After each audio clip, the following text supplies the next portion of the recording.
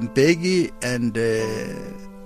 and Zuma, in Zulu, ubungati amate no limi, they were very close, very, very close, because Zuma really believed in Thabo Mbeki wholeheartedly.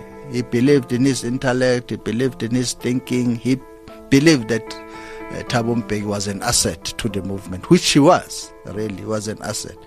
Until that time when Thabo Mbeki thought that Zuma needs to be stopped from becoming the deputy president and eventually the president. That's when the tension started. But they were complementing each other very well. I mean, Thabo is more intellectual, is more reserved and so on. Zuma is more outward going and so on. A people's person. Yeah. What happened is that Thabo Mbeki tried to persuade Mangosuthu Buthelezi to be his deputy, putting forward the argument to the ANC that if we get Buthelezi to be the deputy and negotiate with him, because the Inkatha Freedom Party had won KwaZulu-Natal, and negotiate with him that the ANC should take the premiership in KwaZulu-Natal, and then we offer him the deputy presidency of the country. That will help us to deal with the issue of violence in KwaZulu-Natal, because now the IFP and Buthelezi would have been part of the government, and so we can manage this thing. But in reality, Thabo Mbeki was avoiding appointing Zuma as his deputy because he had a problem with that. So in order to kick the can down the road and give himself time to deal with the issue, he wanted a stopgap measure, and the stopgap measure was Buthelezi. And of course, he came with a political argument about we can do this in order to deal with the violence in KwaZulu-Natal. But then Buthelezi turned down the offer in the 11th hour,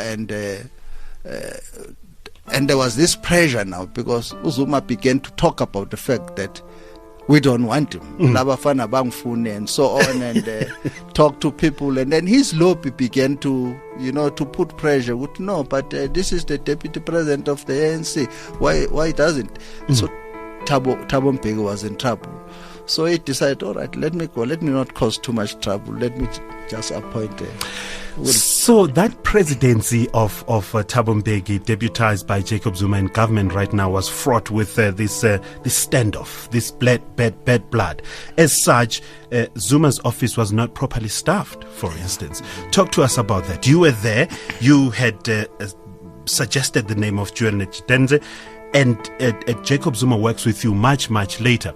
I want to understand why is that, but importantly, just that presidency right up to 2005, when we'll hear this clip when Jacob Zuma was recalled. So just talk to us about that, the relationship. Because Thabo Mbeki didn't want to appoint Zuma, so in a way he reluctantly appointed him, and his thinking. With hindsight, his thinking was that he could manage him in office and make sure that he doesn't become president at the end of the day. So that's why as soon as Zuma joined, he joined Thabo Mbeki's office and became the deputy, tension started.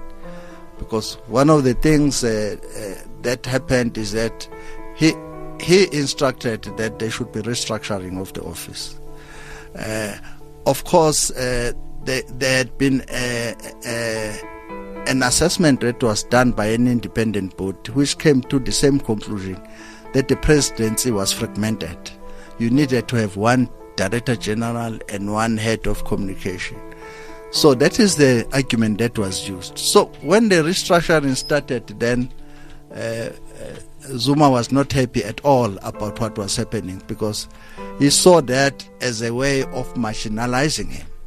So the tensions increased between the two men, even between the staff now of President Mbeki and Deputy President Zuma.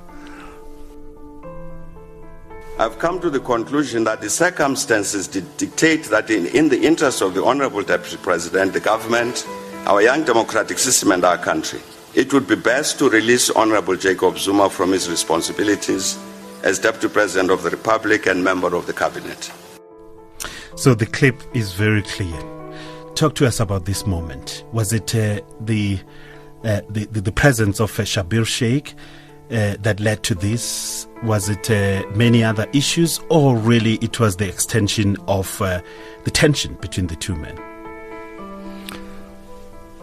Well, our position at the National Intelligence Agency, I'm saying that because I was the Director General there, and the position of the Minister of Intelligence at the time, that was Lindiwe Sisulu, was that we should try and avoid by all means that the president of the country, that was Thabo Mbeki, should be seen in any way to be favoring the removal of Zuma as his deputy.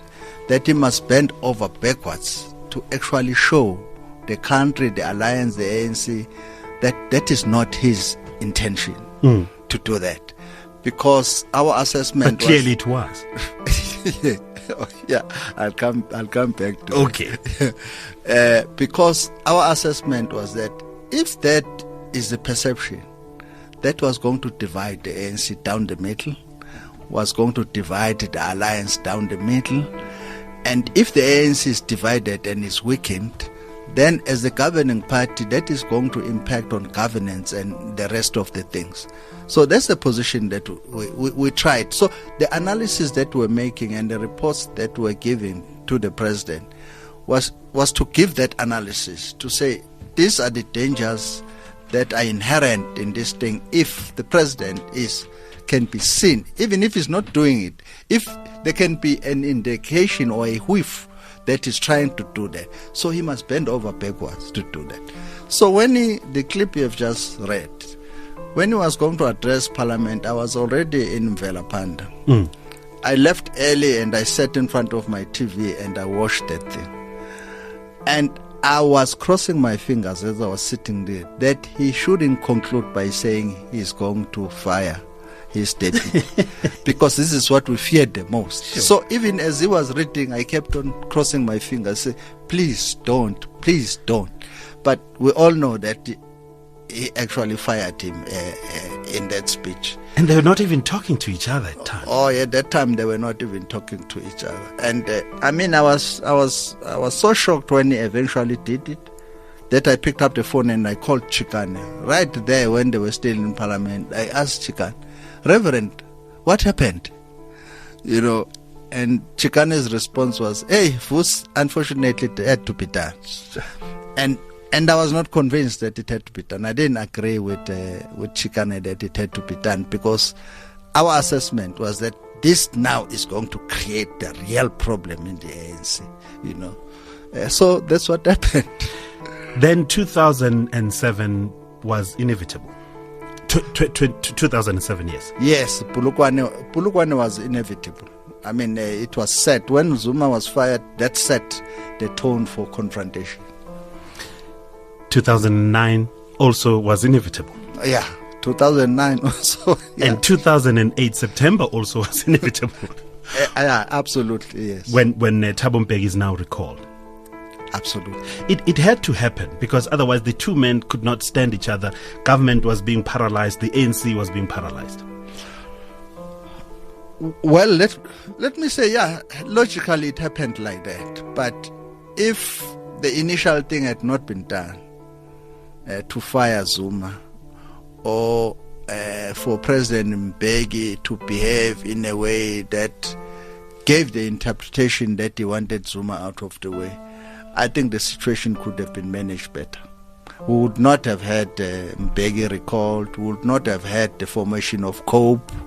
We would have had Mbeki participating in campaigning for the ANC after he left the government and so on. But all those things, were predicated on what had already happened much earlier. We are looking at this book, Time is Not the Merger, a memoir by Vusi Mavimbela, and we will find out where is this book available. Such a fascinating book. Just going through it, just paging through it, just browsing through it, you get stories that you never thought existed.